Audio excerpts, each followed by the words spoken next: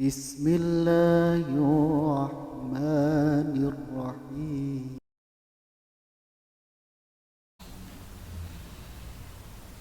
Assalamualaikum warahmatullahi wabarakatuh. Alhamdulillah wa syukurillah ala ni'matillah wassalatu wassalamu ala rasulillah wa ala alihi wa ashabihi wa man wala, amma ba'd. Yang dirahmati Allah, para pecinta Al-Quran, sahabat Al-Quran, syukur alhamdulillah pada kesempatan ini kita masih diberi panjenengan oleh Allah SWT. Mari kita pergunakan dalam ketaatan beribadah pada Allah SWT. Semoga amal-amal kita dicatat sebagai amal soleh di sisinya, yang nanti amal soleh itu semoga mendapatkan keridhaan Allah SWT, sehingga kita diselamatkan baik dunia ini sampai nanti di akhirat. Amin ya rabbal alamin. Pada kesempatan ini kami akan memberikan sebuah ringkasan materi tentang petunjuk praktis tahsin Al-Quran, di mana dalam membaca Al-Quran itu kita dianjurkan untuk membacanya secara tartil sesuai dengan firman Allah di surah Al-Muzammil ayat 4, warattilil Qur'ana tartila, dan baca Al-Quran dengan tartil. Menurut Imam Ali, tartil itu membaca Al-Quran sesuai dengan kaidah-kaidah tajwidnya dan memenuhi dari berbagai unsur sifat-sifat maupun dari huruf hijaiyah yang ada di dalam Al-Quran.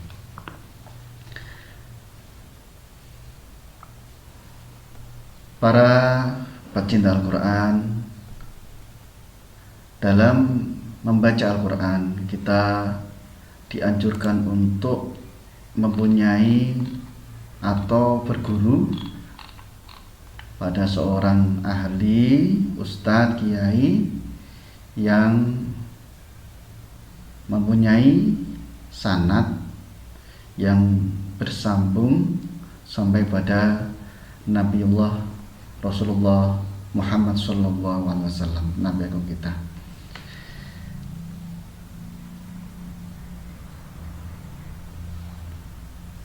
Kebanyakan yang di Indonesia ini riwayat bacaan Al-Quran itu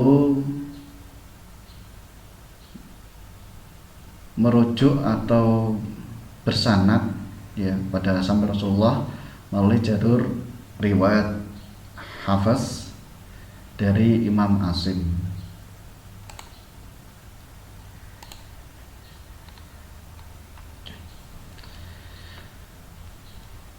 Jalur riwayat ini adalah Imam Hafaz, di mana Imam Hafaz ini murid dari Imam Asim. Kemudian Imam Asim berguru kepada Abu Abdurrahman bin Hubaid, kemudian berguru pada Ibnu Mas'ud, kemudian sahabat Utsman bin Affan, kemudian ada sahabat Ali bin Abi Thalib, kemudian berguru juga pada Ubay bin Ka'ab, kemudian beliau juga berguru pada Zaid bin Sabit. Ini sahabat-sahabat yang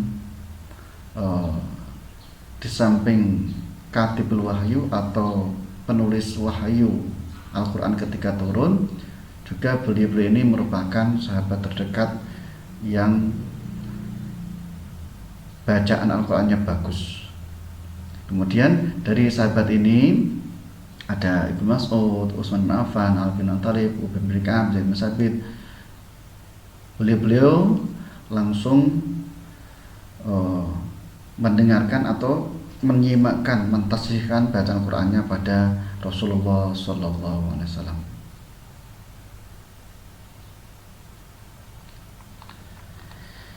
Itu dari jalur riwayatnya. Kemudian dalam membaca Al-Quran itu juga diperlukan ilmu, yaitu ilmu tajwid ya. Yang mana ilmu tajwid itu menurut bahasa adalah membaguskan, dari jawwada yujawwidu tajwidan, masdar dari jawwada. Sedangkan menurut istilah ialah memberikan setiap huruf segala hak-hak dan hukum yang berhak dimilikinya. Tujuannya apa belajar tajwid itu? Agar terhindar dari kesalahan membaca Al-Quran. Apa hukumnya? Mempelajari ilmu tajwid adalah fardu kifayah ya, fardu kifayah. Sedangkan mempraktekkannya, yakni mempraktekkan membaca Al-Quran dengan tajwid ya, itu adalah fardu ain atau wajib bagi setiap muslim. Ketika mau membaca Al-Quran harus, ketika membaca Al-Quran harus pernah memperhatikan tajwidnya. Tidak bagus kiranya ketika membaca Al-Quran belajar irama atau langgam atau lagu ya, tapi mengindahkan ya tanpa menghiraukan tajwidnya, itu tidak diperkenankan. Oke. Dalam pembahasan ilmu tajwid ada dibahas tentang macam-macam sifat huruf.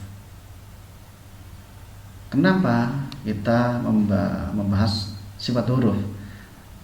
Sifat huruf itu ialah karakteristik ya, karakteristik yang pembawaan dari sebuah huruf, dimana ketika kita melafalkan, mengucapkan huruf hijaiyah, dimana Al-Quran merupakan berbahasa Arab ya, tersusun dari huruf hijaiyah, maka kita juga mempelajari sifat-sifat dari huruf hijaiyah, yang mana nanti huruf hijaiyah itu sifat-sifatnya ada banyak sekali ya. Kalau di sini nanti ada 18 sifat ya, dan setiap hurufnya itu mempunyai karakter atau sifat yang berbeda-beda. Ada 18 sifat. Di sini ada tabel yang menjelaskan tentang sifat-sifat huruf dan keterangan, kemudian huruf-huruf yang bersifat sesuai dengan tabel di sini ya. Misalkan di sini nomor 1 sifat hams. Hams itu apa? Yaitu berdesis atau nafas berhembus. Huruf-hurufnya yang bersifat hams ini, kalau dibuat jembatan keledai, nah ini fahasahu syahsun sakat. Ini ditulis di kitab Matan Jazariyah ya, kalau nggak salah seperti itu. Fahasahu syahsun sakat. Oke. Lawan kata atau dari hams ini adalah jahar, yaitu nafas ditahan. Jadi kalau berdesis itu nafasnya hembus, misalkan fa itu ada hembusan nafas yang keluar dari mulut, sedangkan jahar itu tidak ada nafas yang keluar. Kalau misalnya kita dekatkan telapak tangan di depan mulut atau di depan mulut kita, itu kalau sifatnya hams itu ada hembusan nafas yang keluar, hembusan udara gitu ya. Sedangkan jahar itu tidak. Sedangkan wo, a itu tidak ada nafas yang keluar. Kemudian ada sifat syiddah, ya, sifat syiddah ini suara ditahan. Kalau jahar itu nafas yang ditahan, kalau syiddah suara ditahan. Ini huruf-hurufnya di sini ada a atau hamzah, jim atau ja, da, ko, po. Ketika diucapkan maka suaranya tertahan. Adapun kebalikannya itu rokhawah, suara tidak tertahan. Kemudian ada bainiyah, ya. Bainiyah itu suara tidak tercegah atau terlepas dengan sempurna. Ini huruf lam, nun, ain, mim, ro. Kalau disingkat itu lim umar, ya. Selanjutnya yaitu ada isti'la. Ada isti'la. Apa itu isti'la? Di mana pangkal lidah, ya, pangkal lidah naik ke langit-langit itu isti'la. Hurufnya ini kha, shad, dad, ghain, ta, qaf, dha. Ya, nanti kita akan jelaskan satu persatu hurufnya nanti di bagian makharijul huruf, ya. Kalau singkat ini istilah khussodo tinqib, pangkal lidah naik ke langit-langit, kha, so, dan sebagainya. Lawannya atau kebalikannya istilah adalah istifal atau lidah di bawah. Nah, ini istifal. Kita lanjutkan sifat yang ke-8, ada itbaq. Lidah bertemu dengan langit-langit, langit-langit dalam mulut, ya. Tuh. Itbaq ada huruf 4 ini, so, dha, bo sama dha. Dha, ya. Yang ke-9 ada infitah. Infitah ini adalah artinya terbuka antara lidah dan langit-langit. Dari fataha, infitah jadi terbuka, fataha membuka, infitah jadi terbuka, gitu, ya. Infitah. Nah, ini huruf-hurufnya. Oke, ini kebalikan dari itbaq, ya. Selanjutnya ada idlaq. Idlaq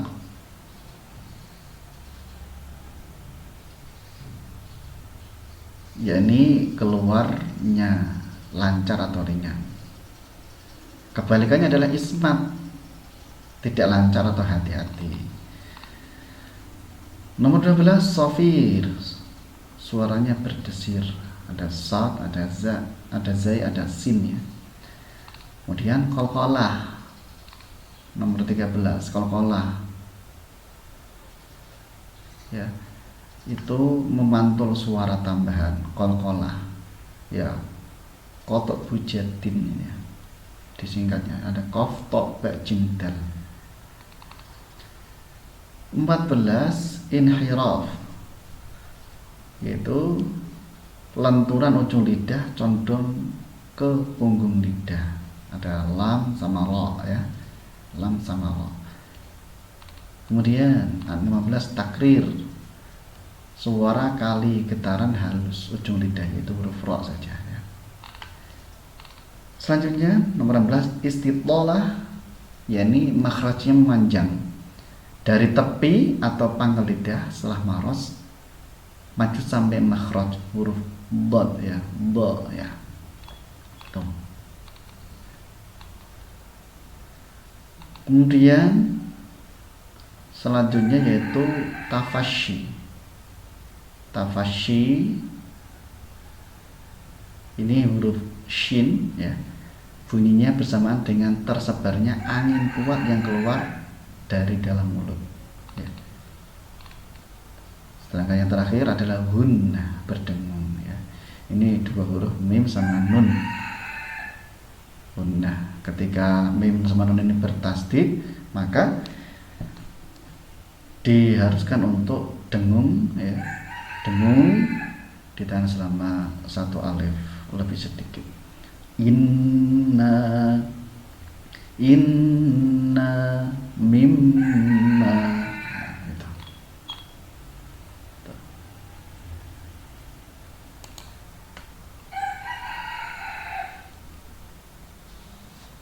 Para pecinta Al-Quran, setelah tadi kita mempelajari tentang sifat-sifat dari huruf, sekarang kita akan lanjutkan dengan makharijul huruf.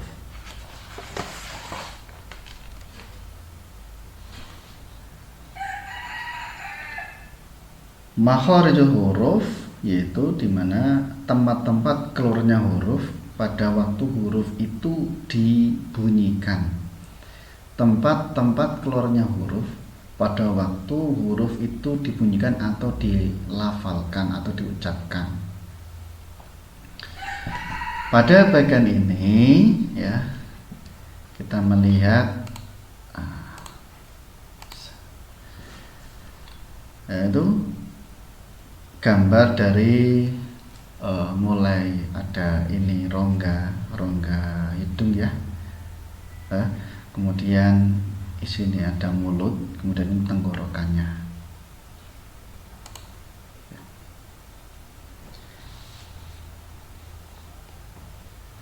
Oke. Yang pertama, kali ini kita akan melihat tentang huruf-huruf yang makhrajnya atau keluarnya dari tenggorokan atau halaknya. Ini. Sini. Mana? Sini ya.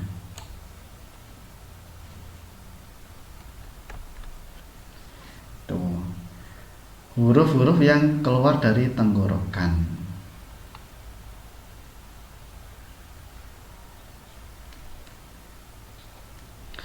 Huruf yang keluar dari tenggorokan atau halak ya. Halak itu wilayah ini. Wilayah. Nah, ini. Ada hamzah, ha, ain, ghain, terus ha sama kha.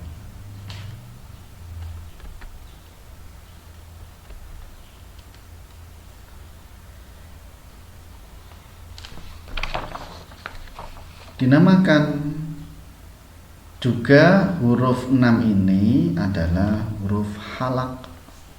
Halak artinya tenggorokan.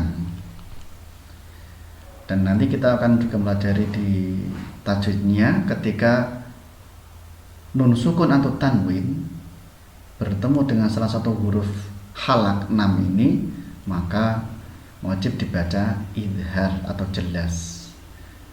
Dan dinamakan istilahnya idhar halqi ya. Misalkan walam yakul lahu kufuwan ahad, itu idhar tanwin ketemu hamzah. Hamzah sama ha ini menempati posisi makhraj paling pangkal ya, atau bawah ya, di aqsa tenggorokan paling bawah. Itu di sini. Kita akan melihat sekarang huruf hamzah atau kalau diharokati jadi a, berbunyi a, ini mempunyai sifat hamzah adalah jahar pertama, yakni nafas ditahan. Kemudian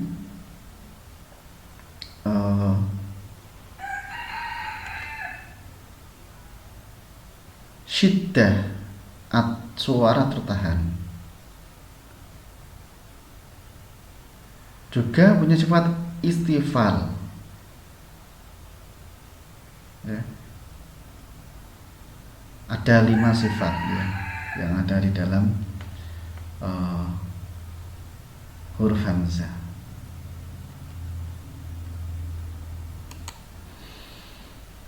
Kemudian setelah hamzah ada huruf ha, ya.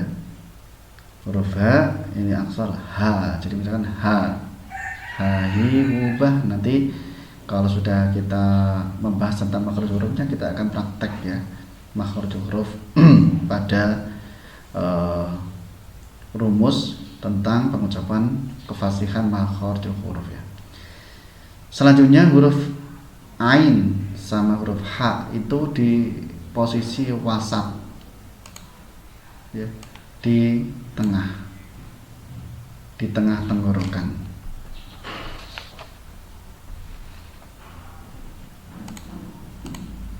Sehingga kita mengucapkan a sama ha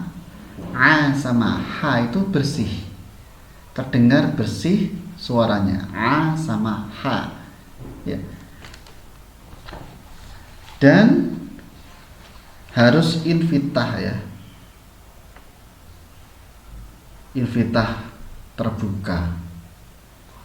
Jadi mulut kita harus terbuka, membuka, agar makharijul huruf atau huruf ha sama ain, a sama ha itu bisa terdengar jelas. Kemudian selanjutnya yaitu masih di halak atau tenggorokan, wilayahnya adalah huruf ghain sama kha, ho sama kha, ho sama kha.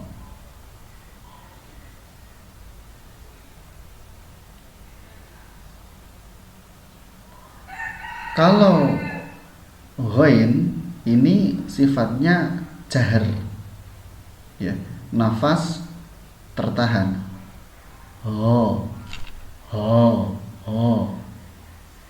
Sedangkan kha ini sifatnya adalah hamas. Sehingga kalau kita dekatkan ya posisi tangan, telapak tangan kita di depan mulut kita ketika mengucapkan ho, maka tidak ada nafas atau udara yang keluar. Beda sama kha ini sifatnya hamas, ya, sehingga ada nafas yang berhembus keluar. Ya, ini dulu yang dapat kita sampaikan. Insya Allah nanti kita akan lanjut di huruf yang lain dan dengan posisi atau mempunyai gambar seperti ini ya, gambar tempat pembuangan huruf ya, ini nanti ya di session selanjutnya. Kurang lebihnya maaf. Akhirul kalam, semoga bermanfaat, dan jangan lupa untuk dukung kami dengan cara subscribe, like, dan share pada saudara kita yang lain agar bermanfaat dalam menyebarkan syiar gemar membaca Al-Quran. Akhirul kalam, wabillahi taufiq wal hidayah. Wassalamualaikum warahmatullahi wabarakatuh.